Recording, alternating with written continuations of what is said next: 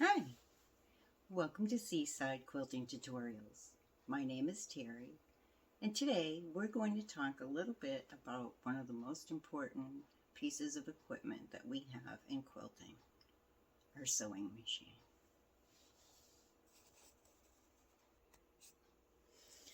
So this is my sewing machine. Yours is probably going to look a little different than mine, and that's all fine because what we're going to talk about today will cover pretty much all machines, even though they're going to look different. So one of the first things that I wanted to bring up was your needle. It's always important to change out your needle approximately every 8 to 10 hours of usage. And I know that's a little hard to track, especially if we do a few little projects and we're not really entirely sure. You can find different ways of doing that. There are little packs that you can pick up to stick your needles in. You could make a little pin cushion and use a Sharpie or a Micron pen to write the different sizes in different spots on that little pin cushion and stick a needle in there. Some people will stick them in paper and make a little note of how much they've used it. I don't quite get that detailed about it. I just know that if I've done a full quilt, when I go to do my next project, I'm going to need to replace that needle. If I've done just a little bit of sewing, I'll wait until I've done maybe a table runner or something like that, and I'll change my needle out. So sometimes we use different needles for different projects. We use like jean needles if we're using denim, leather needles, stretch needles, and so forth. Those are sometimes a little bit harder to keep track of because we don't maybe use them as often. And that's where one of those little pin cushions or a little packet that you can stick your needle into comes in handy. You can even make one. They're not all that hard to make. I happen to have one similar, like this one that I picked up one time a while back that I like. And it just has these little pieces of felt in here. And like I said, these are easy to make. Doesn't have to have a snap. You can just take some felt fabric, cut it to size, maybe make a nice little cover. And it makes it easy to stick your needle into when you need to change them out. And so you could even make a little something up here that would have the size on it or the type of needle. And you can just poke it in and leave it in for the next time that you want to use it. So like I said, you've got these little felt pieces. You could use fabric, you can be creative and make something up that holds your needles when you're not using them. I don't recommend putting them back into a pack of needles that are brand new because you may not remember which one of those needles down the road, especially with something like a denim needle or a stretch needle that maybe you don't use as often, depending on the type of sewing that you use. You want to kind of use something that you would be able to mark. This one's not quite as good because it's a black felt, so I need to either sew something on or glue something on up here that, I can mark on so that I'll know, in the future if I need to change that needle out. And that's really important because quite often I hear people say, well, I use my needle until it breaks. Why is that bad? Well, when your needle comes down and it does its thing up and down, and you're using it at high speed as it's going through fabric and such, eventually it builds burrs and whatnot on it, and it gets duller. So eventually it's not as strong. The heat of the motion of going up and down at a high rate of speed heats up your needle, and eventually it loses the strength.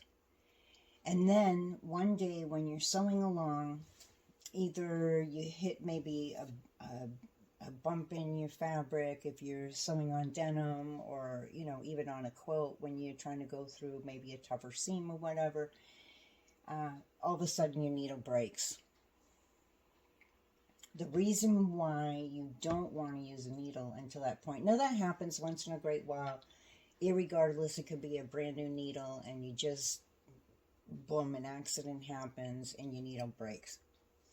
It's really, you don't want to use a needle every time until that happens, because for one thing, they don't sew as well. Your stitches won't be as well looking, or even as strong.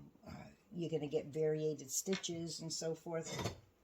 But when a needle breaks, now it's not quite as bad if when it breaks, it sticks in your fabric and you can pull that little piece out and get rid of everything. But sometimes we can't figure out, where did this little piece go, and it ends up dropping down into your machine, and that can be dangerous for your machine to have it down in there. The other thing is that when this comes down and it strikes on something, and I did have a time, not this foot here, but I had a foot where I forgot to change it over. My machine can detect when it doesn't have the single hole for straight stitching, but I had my regular one in, and oh no, I had my single hole. No, it was this one, come to think of it. And I forgot to move my needle over. That's what it was.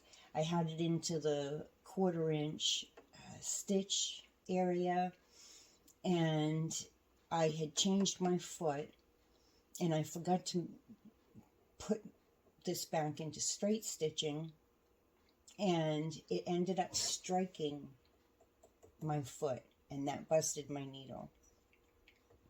Something like that had to go into the shop to be fixed, because it ends up causing damage in your tensioning and other problems. And I'm not really super technical to be able to explain all that to you. My technician went over it with me, and that was years back, and I don't remember, technically everything about it. I just know that it can be very damaging to your machine. And he even recommended that anytime that you break a needle in that kind of a form, that it does come in to the technician and gets observed and checked to make sure that your tension is right, to make sure that you didn't do any damage up in here. I'm not good with remembering the names of parts of things, let alone anything else. But anyways, it's not good for your machine. The other thing that we want to think about, I'm going to adjust my camera here a little bit, is thread.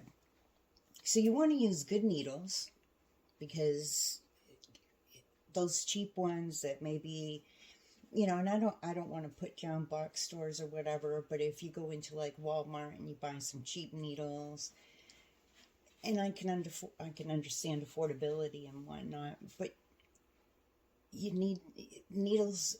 Generally, I know they're getting more expensive, but it's cheaper to replace a needle than it is to service your machine. Now, this one isn't under warranty, but my other one is. And so if anything happens to this machine, I'm going to have to pay full cost when it goes in to be repaired. And just as, I don't know what it is today, I'm sure it's gone up, everything else has gone up. But the last time that someone came in, I used to work for Viking, when someone came in to have their machine repaired, I believe it was like $169 and something, plus tax, blah, blah, blah. So when you're repairing, when you're taking your machine in for service, it's a pretty hefty fee. And then if you need any parts on the side, it really can get up there. So what we use in our machine, on our machine, needs to be pretty decent quality, because you're extending the life of your machine and you're extending the amount of time before you got to take it into a technician. That's important to me. So one of the other things that I have learned is important, and all of us, maybe don't follow through on this, but typically when we go to take our thread out, quite often people grab a hold of their thread up here and they pull. When you're using cotton thread, even when you're using a quality cotton thread, and I don't want to go over that debate today or really any day with anyone, it's just that, and once again, if you're using a cheaper thread, I hate to throw names out there, but Coates and Clark really is not a quality thread. And I was reading this survey where they put thread under a microscope, and it was amazing to me to see the differences in thread. It really was a big wake-up call for me, and I haven't been able to find the article ever since to try to put it out there so that you could see it. But they had literally put different threads under a microscope so that you could see what your thread looks like.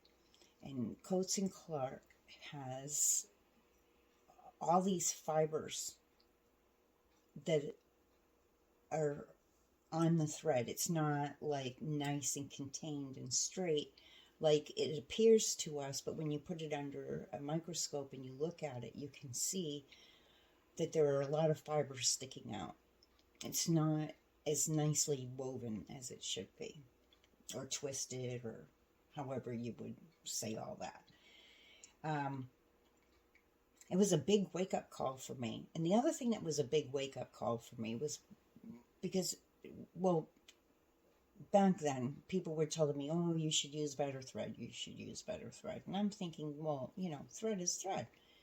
And why would I want to spend a lot of money on thread when I can just go to Walmart and I can pick up thread for, I don't know what it is now, for a spool, but like $1, maybe $1.50, whatever. I can't remember. I think I paid like $1 back then, sometimes 75 cents. And I'm thinking, why would I spend a lot of money?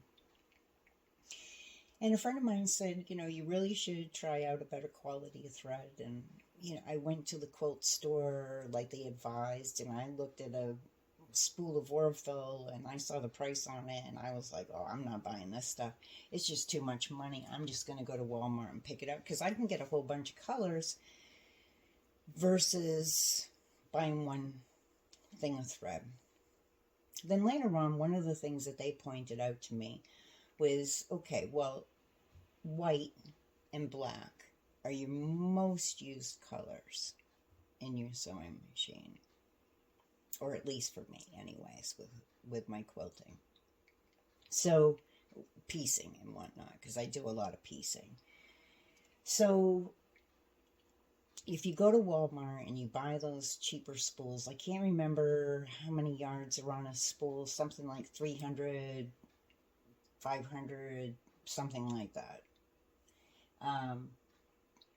Maybe not even quite that much. I know there's smaller spools. I don't remember how much is on them now because I don't buy them anymore. Orville has, I believe it's something like 1,020 yards, something like that. There are some smaller spools. It depends on the weight of the thread, whether it's a 40 weight, 50 weight, 60 weight, so forth, that you're using in the top. So, one of my other wake-up calls was I was learning how to free motion quilt. And one of the instructors had said, well, you should use a dark thread on a light fabric, or vice versa, so that you can see your stitches, so that you can see if your stitches are starting to get more smooth and more accurate as you're stitching. So I was doing that, and I just happened to be using some old sheets to practice my free motion quilting, and I was using red thread. And literally, I had red fibers, lint, puff, vomiting out of my machine all over the place. All through here, all down in here. And I had to go and get my vacuum cleaner and set my vacuum cleaner up next to me, so every few minutes, and not a lot of minutes even, I would have to turn the vacuum on, and I would have to suck up all the lint and fiber off my machine. Well, I happened to go in, I needed to pick up some things, and this was before I was working at the sewing place, and the woman said to me, she goes, well, what, I was telling her about it, and she said, well, what thread are you using? And I told her, and she goes, oh my goodness, you really need to get a better quality thread. So I finally went and I bought some Aurifil, and there's some other really good top quality brands out there. There's Superior Threads, there's Glide Thread. You can't use Glide Thread in piecing because it's or they say you shouldn't because it's polyester. I do use it when I'm quilting and doing free motion quilting and so forth, but when you're piecing, they recommend that you use what your fabric is. So if your fabric is 100% cotton, they recommend that you use 100% cotton. And I know some people, vary on that, how they do it. I'm just going to tell you what I know has been handed down to me for information and stuff that I've researched and whatever. You can decide for yourself. We're all adults here. Anyhow, so when you go to take your thread out, if you yank it from here, even your top quality thread, if it is cotton, it is going to leave some lint behind. There is no such thing, and someone might want to correct me on it, whatever. I don't want to go there. I'm just going to tell you what my belief is that all cotton thread has some amount of lint. Now, Aurifil is one of the ones that has the least amount of lint. However, every time that you yank on your thread and you're pulling it through here, you are pulling some fibers up through your tension rods and into your machine up in here. You can't get in here to clean. So the less that you do that, the less that you're bringing lint and whatnot up into your upper part of your machine where you can't get to. Only your technician can get up in here. Now, granted, if you're using an older machine, some people know how, like the older featherweights and so forth. Some people know how to take them apart and clean them themselves and oil them and lubricate them and all that kind of stuff. Newer machines, you would lose your warranty on it if you opened it up, for one thing. And I don't want to get in there. I've seen the insides of these. I don't want to mess with it. I'm never going to mess with the inside of my machine. It's always going to go to a trusted technician and one that is certified for my machine. So mine happens to be a Viking. There's so many models out there. I always recommend that you take it to someone who is certified in your machine so that you get the service that you need. Some technicians are certified in many different models. That's great. So anyways, the right way to take your thread out is to snip your thread up here. And then, let me bring my camera down so that you can see a little bit better. Then you take your thread, I just got to get it out here where it can reach it, and you just pull it through from down here. Pulling it backwards creates more fiber to go up in here. I know it's going through here and still some lint will go through, but you're pulling it in a reverse direction. So there's things that happen going backwards, and I just know that my technician said that's the best way to do it. He's the technician. He's the professional. He's the one that I listen to. So, there's that. Okay. So now I've got my thread out and whatnot. Let me see if I can get my camera just a little closer here for you. Sorry for the jiggling, but I just want to make sure that you're being able to see what I'm doing. Okay. Now, I haven't seen every model of machine. A lot of the newer machines have the capability to have, they have like a, I don't know what you call it, like a little door here. For me, I have to push down a little bit. Can't do it from that angle. And take this off, and I take it off gently because there's so much plastic now in machines, and I've literally one time broke this piece off, and this one piece is quite expensive, so I'm careful with it. Now when you're up in here, you do not want to mess with your tension rods. Let me see if I can get this a little closer so that you can see in here just a little bit better. Now up in here, what I'm looking for is if I have any loose threads. If you do have any threads stuck around your tension rods in here, you want to be utterly careful that you don't grab a thread and yank. I made that mistake once, and I can tell you that it was very expensive to replace out my tension rods and get my machine repaired. I damaged it pretty bad. I had a thread that got all wound up in here. It was not a good ending to that story at all. What I'm looking to do up here is just check. I just kind of swipe. I get that extra lint out of around. I don't know what you call this. I'm sorry. I'm just not a technician. But I'm just gentle up in here. And I'm just brushing with my little brush that came with one of my machines. Usually when you buy a machine, you get a brush. Sometimes we misplace them. You can pick them up at most any sewing place.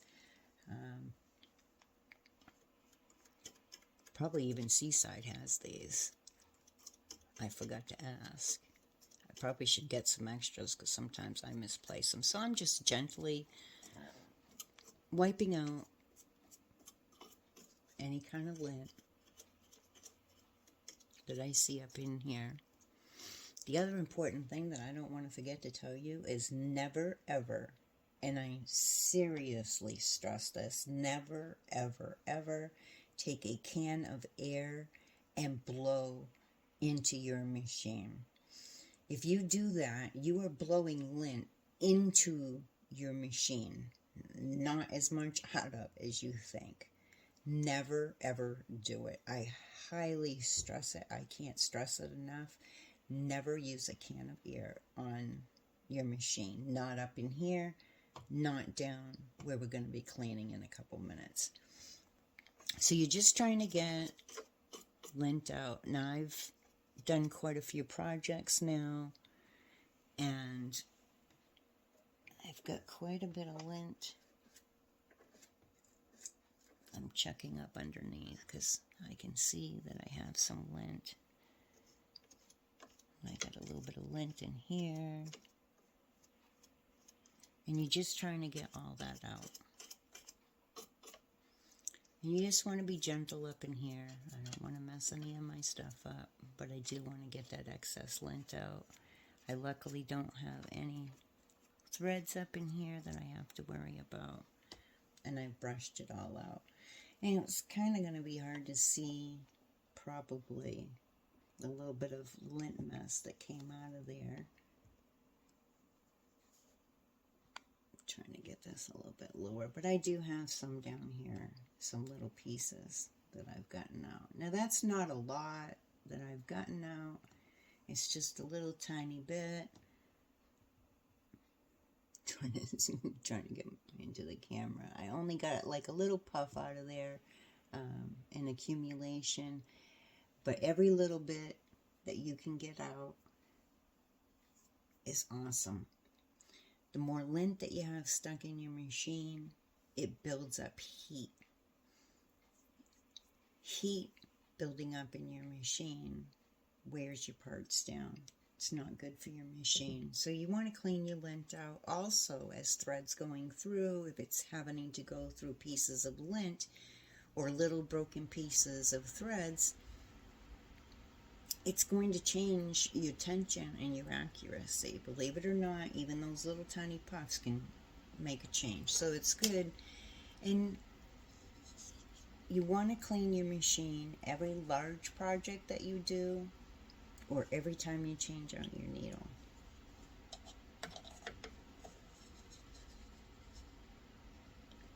And I gotta be a little careful getting this back in here. There we go.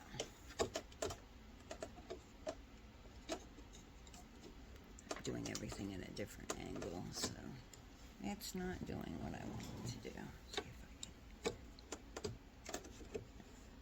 can. Of course not, because I'm on film, so my little stuff does not want to do what I want it to do. There we go. And it just snaps back in. And not everybody has a machine where they can get up in here. I think most do. Most of the ones that I've seen do. I don't know about every single model of machine. I've seen quite a few. Like I said, I haven't seen them all. So you just have to go by your machine. If you don't have the manual to your machine, most often you can Google your make and your model. So for me, this one is a Husqvarna Viking. That's the company, but it's an Epic 980Q. I need all that verbiage when I'm researching my machine, when I Google it, in order to find the manual to it. Now, pretty sure I have the manual to mine right around here. But if you've lost your manual, which sometimes we have so many things in our sewing room, it's easy to misplace your manual. Sometimes the manuals for some machines are very small, but most will have the cleaning of your machine. They normally recommend that you turn your machine on, or at least make sure that your foot pedal's like way out of the way so that you don't accidentally hit it, because you do not ever want to get a needle to go through your finger. I need the light to clean my machine, or I'm not going to see what I'm doing. So everybody's machines are a little bit different. Quite regularly now, our bobbin is up here, but there are even some newer machines that your bobbin is going to be on the straight part, down on your throat, so it pops out, and you would clean around your bobbin down there. Trying to make sure that I can get this down here so that you'll be able to actually see more of what I'm doing. So depending on where your bobbin is, whether it's, down on the other part, take this part of my table out and move it out of the way. Some of us have our bobbin down here, and so the door would flip out, and you would take your bobbin out and you would clean, like what I'm going to be doing up here. Mine's on the top. Quite a lot of ours are. So I'm just going to remove the little door, and I'm going to pop out my bobbin and set that out of the way. And then I'm going to take my plate out. Now, not everybody gets 2 plates with theirs. Mine came with 2 plates. You may only have the plate that has the, let's see if I can Just trying to get everything into a camera so that you can see it. Some of you may only come with the one that has the wider hole here for your needle to go through, so that you could do a zigzag and your decorative stitches and so forth, and you can also do your straight stitches. Mine also came with a single hole one. Try to make sure I get this in here so you can see it. This one is your straight stitch plate. If you don't have a straight stitch plate, but you can get one for your machine, I highly recommend it. And the reason being is that when we sew, if you're piecing, you're going to be using a straight stitch.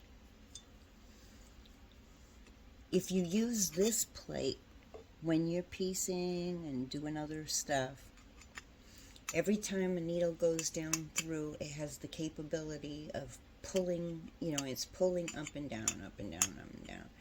And it's pushing fabric sort of down a little bit and pulling it, pulling as it's pulling back up, it's pulling it up. If you're piecing, I recommend using your single hole, straight stitch plate, because you get more accurate stitches that way. With this, your fabric has this much chance of going down and coming back up. And it's just a better stitch if you're using your straight stitch plate when you're straight stitching. And then change over to this one if you're doing a 1/4 inch, or or having to use your guide for say a 1/2 inch, or 5/8 when you're sewing clothes or whatever. So if you don't have it, I really recommend it. And before I forget, when I'm piecing,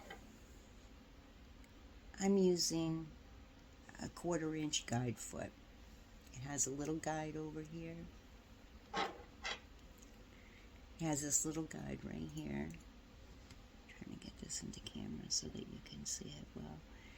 And this guide, your fabric stays up against it, and when you put your machine into a 1/4 inch stitch, now it depends on your machine. Mine has a 1/4 inch that I just click 1/4 inch and it works with the guide foot, and I get an even 1/4 inch stitch. Some you just stay in straight stitch and it will be a 1/4 inch from your needle. You just always check that your needle is lined up with this red if you want to be getting a perfect 1/4 inch stitch with your guide foot. As long as your needle lines up with this red line here, you know that it will be an equal 1/4 inch from that line to the edge over here. And I just find that this is an important tool for my quilting, and so I always made sure that I had one. There's also a stitch in the ditch foot that I recommend for people that don't know how to free motion quilt, or have a long arm, so that you can get your sandwiching so it's quilted. Okay, so then I have a piece that I lift out here, and I just swab it with my brush, make sure I get any lint off. I check the back side of it, do the same thing. I just brush it off, set that aside, and then my bobbin piece pops out. Now yours may look different. You may have, some machines have a metal one.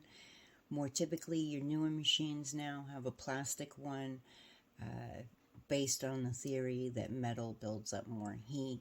There's so many little things that can be debatable with machines and whatnot. Mine just happens to have plastic. That's what it comes with. That's what I have. And so I'm just making sure that I have some crevices right in here that I'm swabbing. I'm swabbing around the bobbin case, and I also flip it upside down. Some of you will have little fibers here. Do not pull those fibers out. They are very important. Your thread goes through these fibers. And so I'm just brushing it out, and I'm getting as much lint as I possibly can. Okay, and I just set that aside. And I'm ending up with a lot of lint down in here. Okay, so now this is my bobbin where the case went into. Let's see if I can just get this a little bit over here a little better, because I want to make sure that you're being able to see where I'm getting into and whatnot as well as possible. There we go. Okay, so I'm going to take my little brush and I'm going to swab around in here. And as you can see, hopefully, there's quite a bit of lint on there. And then I just kind of flick it off in my trash can. Right now I'm just going to do it on my table because I kind of want to see if I can show you how much lint. Now, like I said, all I've done in my machine since my last cleaning was 2 pillow covers and a table runner. And I also did the stitch in the ditch on them and sewed them together, put zippers in, all that kind of stuff. And so each time I'm getting quite a bit. See all that lint, all that puff I'm getting out?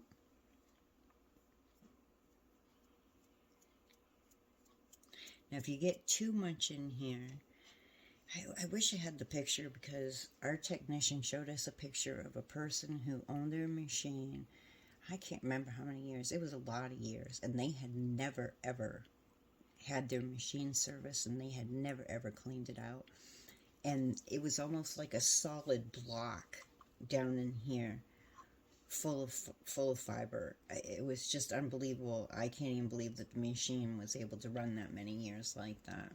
Very damaging to your machine, because the more lint that you have down in here, your thread's going through a lot of this lint. It will change your tensioning on your bottom thread, which we don't need. We want, when we adjust our tension, for it to be accurate. Man, I'm having a hard time making sure that oh, there we go. I'm trying to make sure that you're getting to see how much I'm getting out. Okay, so I'm just going to continue to get my brush in everywhere I can. I'm going to make sure my foot's all the way up. And you want to also clean over your feed dogs. I keep a pair of tweezers handy as I'm cleaning, because I'm going to show you some other areas that you can get down into to clean. And as I'm pulling stuff up, I don't want it to fall back into my machine, so I use tweezers to grab onto those little pieces as they come up so I can pull them out. So you want to go over your feed dogs, clean those off, and as you're getting fiber, just get that off in the garbage and clean them really well. I've had a few people who have said to me, well, you know, all of a sudden I can't start a stitch at the end of my fabric and have it put stitches in. It goes a little ways and then it starts stitching into my fabric properly. And so, you know, I go over a few things with them, and then I ask them, you know, when's the last time they've cleaned their machine. And I've had people come back, and it was as simple as they hadn't cleaned their machine down in here for a while, and it wasn't being able to stitch properly. So it's really important. And also the heat factor, because the more dust that you have down in your machine,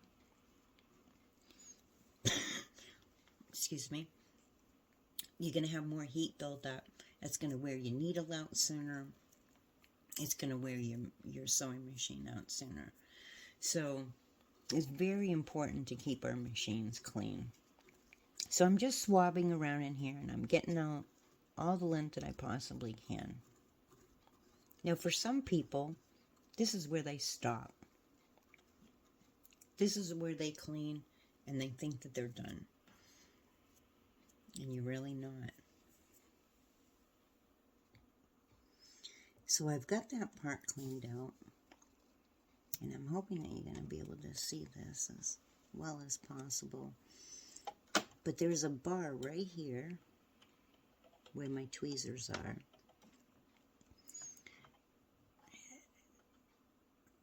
This bar moves back and forth, and it's connecting your pulling your bobbin thread through and connecting with your upper thread and so forth. And the majority of machines, I was getting lint on there. The majority of your machines, this bar can move over, and people don't realize it. And I can see lint under there that I want to get out. Now there are some, I call them hairs. I'm not sure what the technical term for them are. I have them right here, right next to my cutter. Now my cutter piece comes out. You're going to have to check your manual on this, but mine just lifts up and comes out. And it's pretty easy to get back in. Now, I don't use my tweezers next to these what I call hairs. I just use my brush and brush over them. We had a lady who thought these weren't supposed to be there. And she pulled all these little hairs out. And they had to take it. All of a sudden, she wasn't getting good tension. She wasn't getting, her thread wasn't cutting properly. She was having all kinds of problems. And her machine had to come in and be repaired. So I do have like a nice poof of lint that is on top of those hairs, and it wasn't coming off because it was on the hairs. So I did use my tweezers to get that out. And I'm wanting to make sure that I get this, nice and clean. Sometimes you'll have pieces of thread in here, in this area, on top of these little hairs and whatnot. And I always make sure that I get those out. Now, one time I forgot to put my cutter back in, and I forgot to move my bar back. My bar will go back on its own once I start sewing. However, you have to remember to put your cutter back in. And I'm going to do that in just a minute. But I want to make sure that I clean a little more. And then even at this point, I've had people that get to this point and they're like, oh, well, I'm done. Because everything's down below. So what more would I clean? Let me show you. So they have these pipe cleaners. You can buy them pretty much any crafting store. People do crafts with them. You want to make sure that you get ones that do not have glitter. We've had machines come in that had glitter in them because people didn't realize and think about it. But these are one of your handiest tools for cleaning your machine, because I can't get my brush down in here. Now, I do have some paint brushes, which I don't have handy. I was going to show you, but I don't have one handy at the moment. But this is even better. But sometimes you have like a thin paintbrush that you can get it down there a little bit more than your regular brush. But this is too fat, and it's just not going to get down where I need it to go. So all these little holes that you have different places are going to have areas that get lint into them. And I go all around. I try to go underneath my feed dogs with it. And it's going to be hard to show you on camera as I'm pulling little pieces out. Right here, I can go in between my feed dogs and I can get behind it. And if I start seeing that I'm coming up and I have maybe a poof stuck to the end and I'm worried that it's going to drop back into the machine, I'll hold it there and I'll take my tweezers and take the big poof out. And hopefully that will happen at some point so I can actually show you how I do that. But I'm just getting down in here. I'm not being rough. I'm just being gentle. And each time I'm bringing up poofs. And I'm kind of gathering them here so I'll be able to show you after how much I actually got for lint. And don't be afraid to just let your pipe cleaner go down in these holes. I just push them down as far as they will go. I'm being gentle. I'm not being rough. But I'm just trying to grab on to any kind of lint. And see how... get this up more over in the camera. There's like a big dangly piece of lint on there. And by getting all these out and getting my machine as clean as I possibly can from home, it's just, that's less heat that's going to be getting into my machine. Down on the side of my bobbin area here, there's another hole that I can get my pipe cleaner down into. And each time I'm getting a little more poofs. Down in here there's a hole where my bobbin area is. And see, I'm getting quite a bit of lint out of my machine. There's another hole inside this area. Let me see. I'm trying to see from this side. Right here, that I'm able to get this down in there. And I'm just being very gentle. And I'm moving my pipe cleaner around. Let me see if I can get my hand out of the way here. But I'm just moving the pipe cleaner around in that hole. And then I'm going to gently pull it out, so if there's any little poofies on there.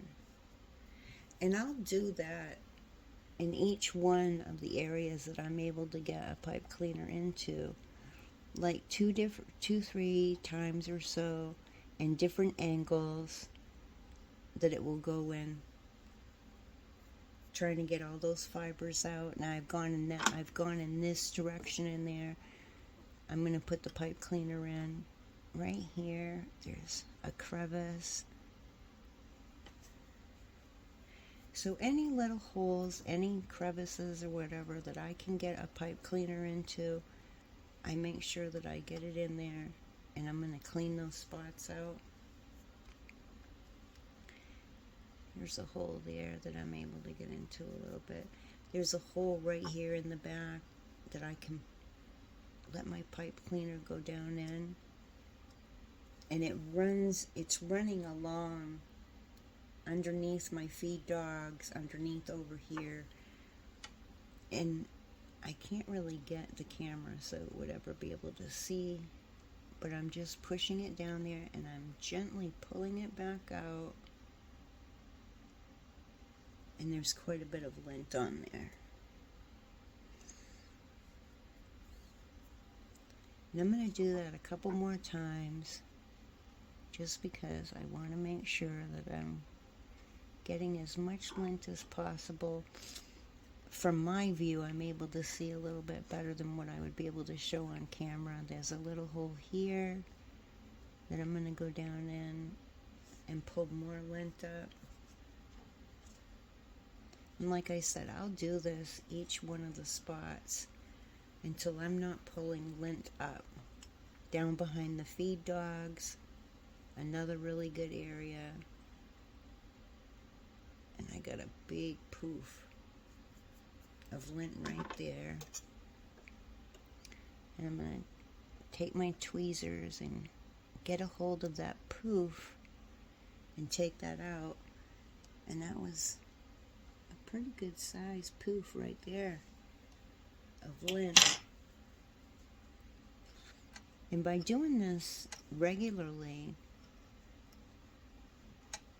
and I know it's hard to remember sometimes, but if you're remembering to change your needle every 8 to 10 hours, if you're remembering to change it out every big project, that's the same time that I get in here and I clean my machine. And a lot of times I don't want to because I'm excited to get to my next project and whatnot, and it can be a little tedious. This can take me 15-20 minutes or so. I've got another hole right here, and I'll be able to pull quite a lot of lint up out of this hole. And I get down in, like I said, any area that I can get my pipe cleaner down in, and I let it go down as far as it can possibly go, and I will pull little balls of lint out to get my machine nice and clean. Well, as clean as I possibly can get it. Which, you know, in the long run is going to save me and my machine and preserve it as much as possible. Then I'm just poking it down through wherever I can get my pipe cleaner to go. There's another one of those holes right here. As I'm moving it, I'm being able to see down in that hole. And I know that some people's machines don't have as much areas that they're able to get down into. Got another big poof here that I want to get up. And see, there's quite a bit on there. See if I can get it. There's quite a bit right there.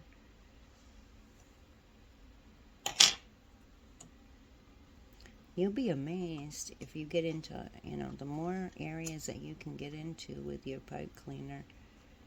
You'll be amazed some of the poof balls that will come up.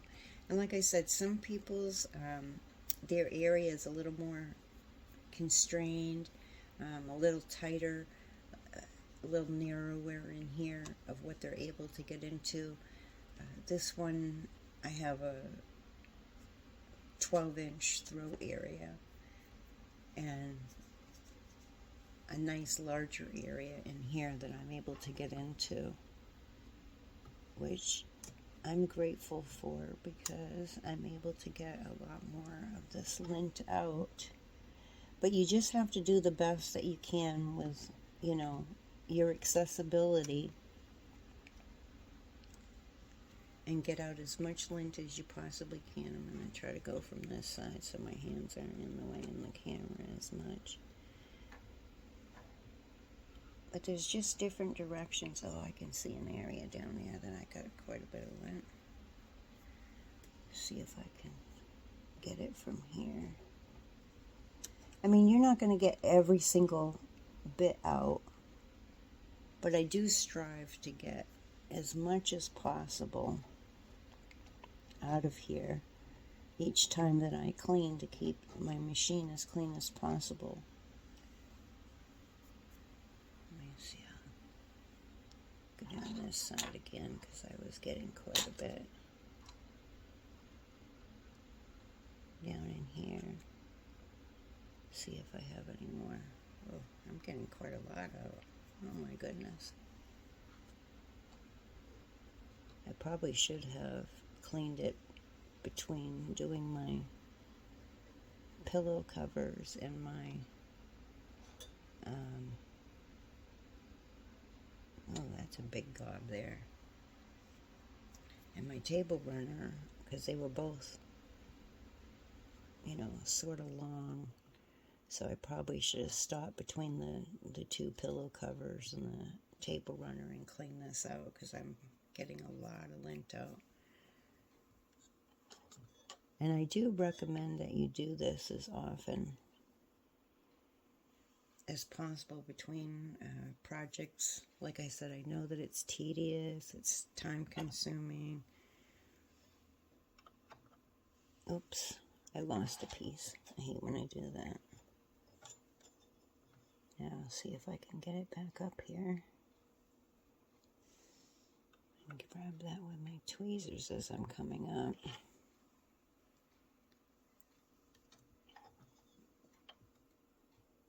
I am fortunate to be able to see a little more. And I've worked with several machines, so I know that there are, and helped people get their machines clean. And I know some of these machines don't have as much accessibility at all in being able to clean it out as what I'm able to get to. And some of my previous machines were very much a lot tighter areas. I wasn't able to get as much out. So when I got this machine, I was pretty satisfied with this aspect. Well, a lot of aspects of it, because it's got a lot of cool features, but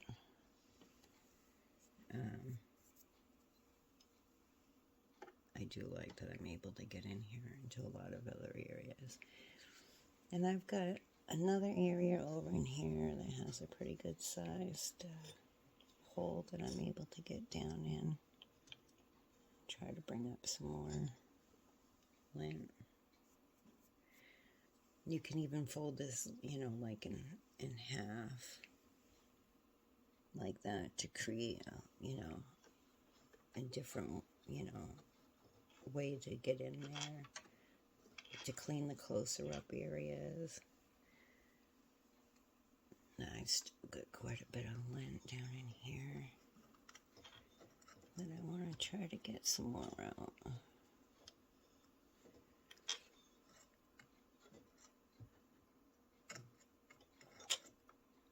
I can see a piece there. It's gonna bug me.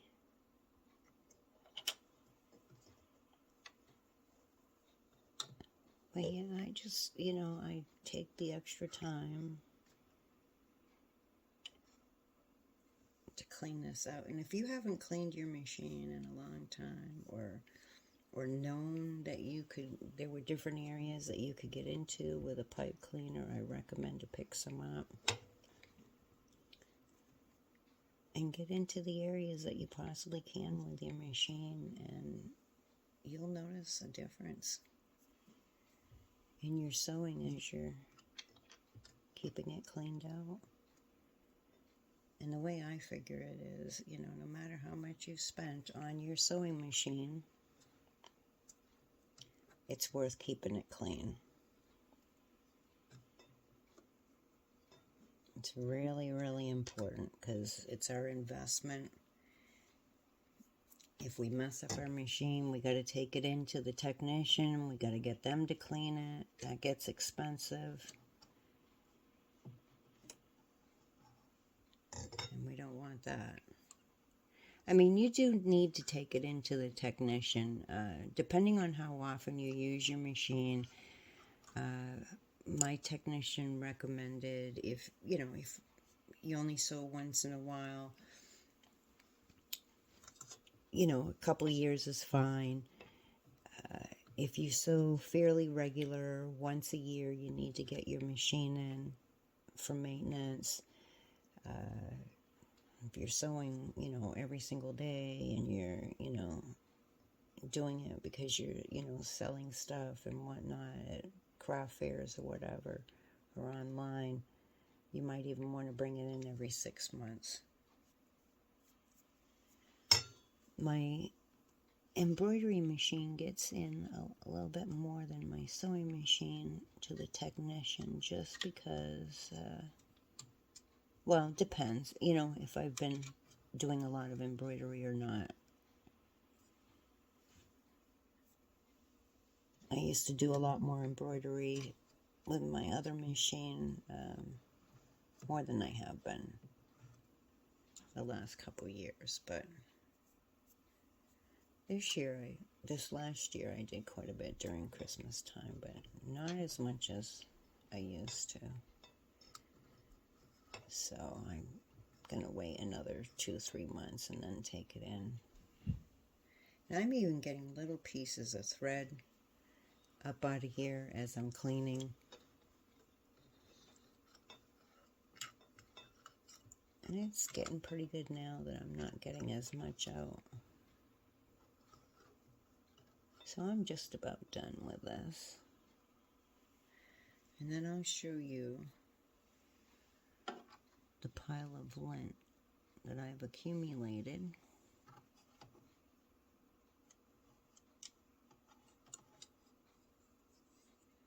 From my machine. Just doing this one cleaning. I'm just going to chuck a little bit more. I'm getting to the point where I'm not getting very much up, like I was in the beginning when I was cleaning.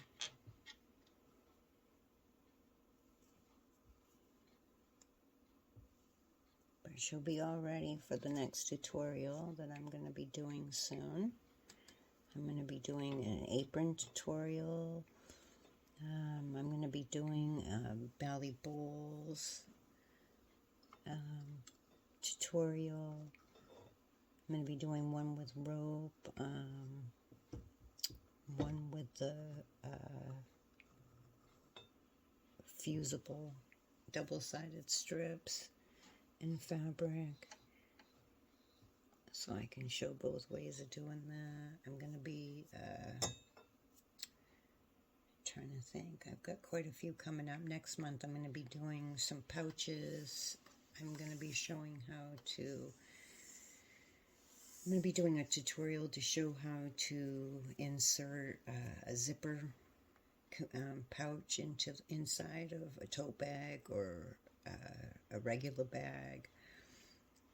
How to put make a card slot for your credit cards to go inside of a pocketbook or a tote bag.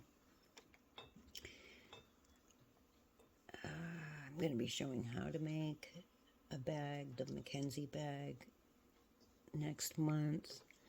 And I'm going to start doing some free motion quilting tutorials. Another tutorial that people have been requesting is sandwiching a quilt. So I'm going to do a tutorial on that.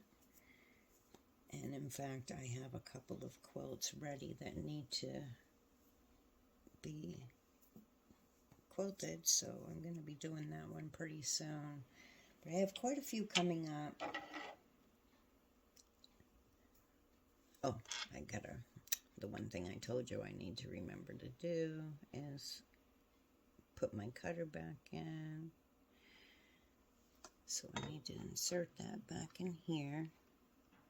And once I have my cutter back in, I'm going to move my bar back in place. And I just ease it back into place. And I'm going to put my bobbin case back in. I have a little piece that goes up on top here that has to go back in. Trying to think of what I'm going to be doing for a project next. I'll just put this plate in for now. And reattach that. And then... Oh, helps if you put it the right way. Pop that in. I'm going to get a new bobbin just because that one's running out.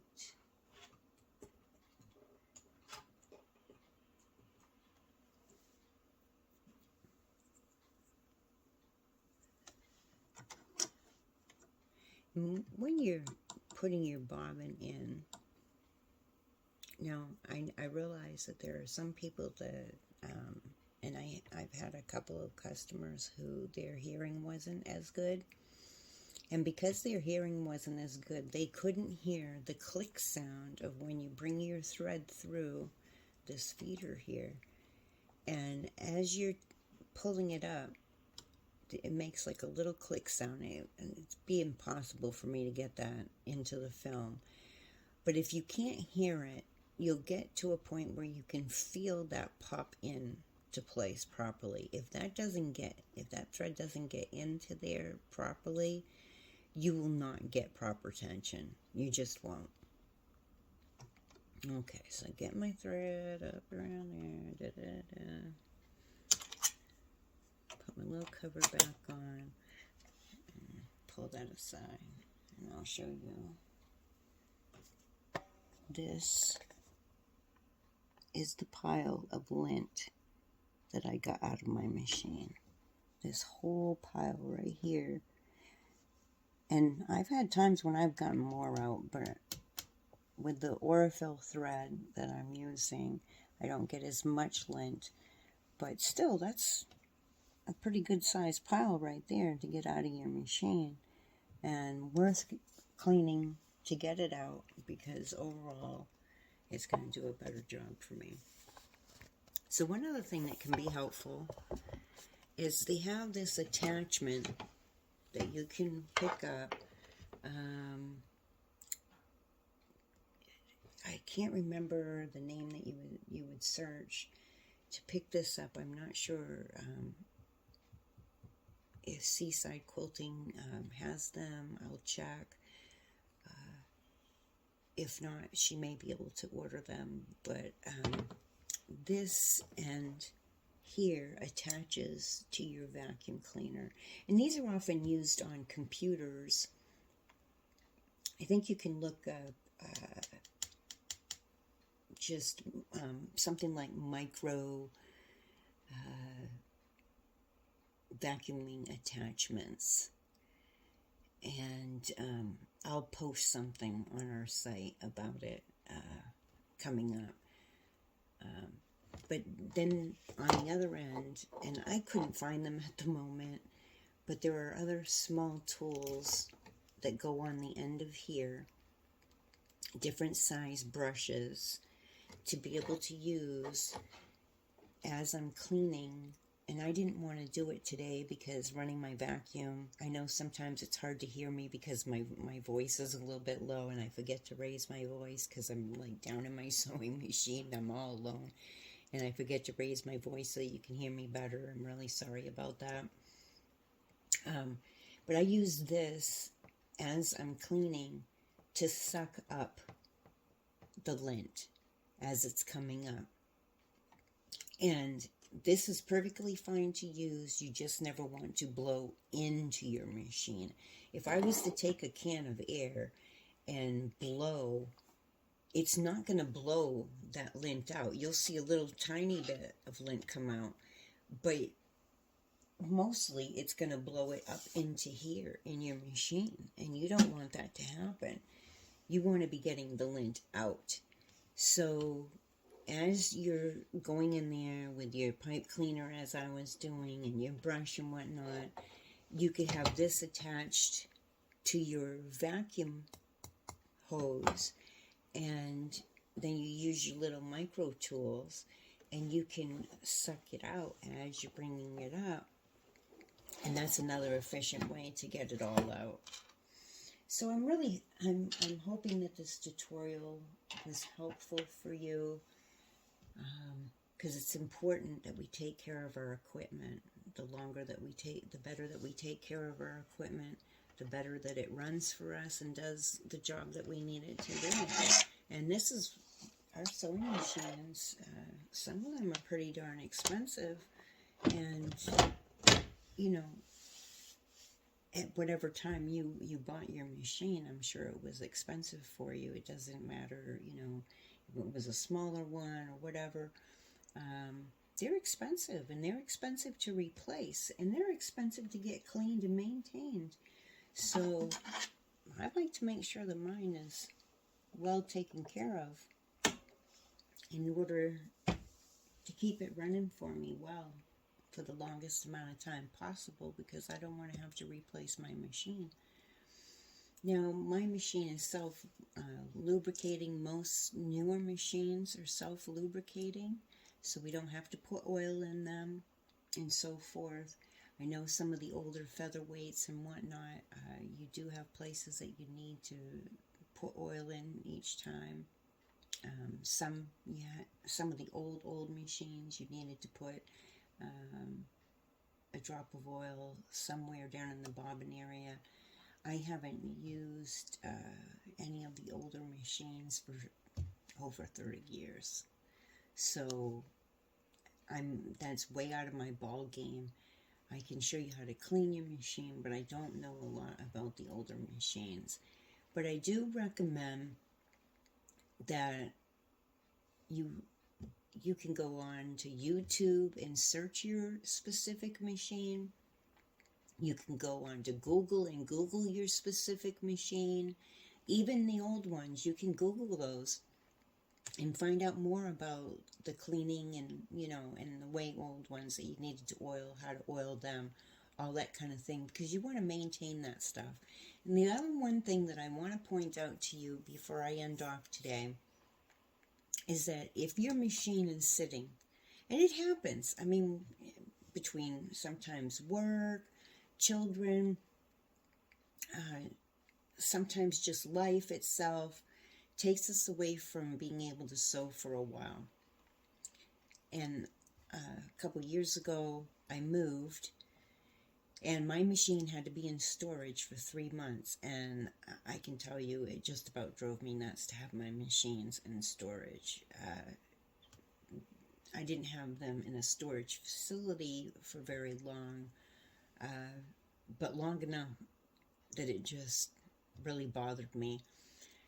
You cannot leave your machine sitting for months on end and not be run. There is lubricant and whatnot up in your machine. There are gears and whatnot in there. It's kind of like a car engine. A car engine, you cannot leave a car just sitting and never run it, because I'm not a technician. I'm not a mechanic, so it's hard for me to explain to you why. I just know that my technician strongly, when he knew that I was going to be moving, he said, as soon as you get your machines out, make sure that you run them for a little bit, because that gets that lubricant moving inside your machine, that gets your gears, covered with that lubricant that, need to be done. Your machine can literally seize up. And I don't know how long it takes for that to happen, but I've heard of people who haven't used their sewing machines for a year or two and didn't run them. And I've heard of people, who have a machine that they use regularly, but they have some machines set aside. I have one friend who has like 12 different machines. She has a couple featherweights, she has a treadle, she has several other models up through the years that she has collected. And she, every couple months, takes those machines and she makes sure that they get run, because it's important. You don't want any machine to seize up, because it's not going to have any value to you if you ruin your machine. So just keep that in mind. I don't know, some of us, I don't particularly. I have only my machines that I use. I have another machine that is identical to this one, except that it has the extension table to be able to do embroidery. It can sew just like this one. They're totally identical in that aspect, but I can embroider with my other one, and I mainly use that one for embroidery. And then I have my long arm, and I make sure that if I haven't been doing my long arm for a while, that I take out a sandwich and I make sure that I run it, just so that I make sure that nothing seizes up and whatnot. So if you do have a sewing machine that's sitting over in a closet or whatever, and it's been sitting for a while, take her out, run it for a little while, sew some pieces together or whatever. Just, it doesn't have to be a long time, but you do want to run them every once in a while, because you don't want them to seize up. And I really hope that this has been helpful. I know that it's hard on a camera to see all things without fingers being in the way. But I hope that this has been helpful for you to go over the cleaning of your machine. Like I said, Google your machine, find your manual. It will give you a little more personal information about your exact machine with cleaning. But overall, you know, the pipe cleaners help, the brushes help, the vacuum attachment helps. And I will try to remember to post about that and check with Barb about that as well to see if she has the capability to get those if she doesn't have them. If not, there are a lot of places that you can pick them up either online or at a vacuum store or at like a sewing store. So anyways, I hope that you have a great day, happy sewing, and I'll be back with you in a couple of days or so with the apron tutorial that I'll be doing, and a couple of other tutorials that I can't think of right offhand, but I've got several lined up that are coming up. So have a great day.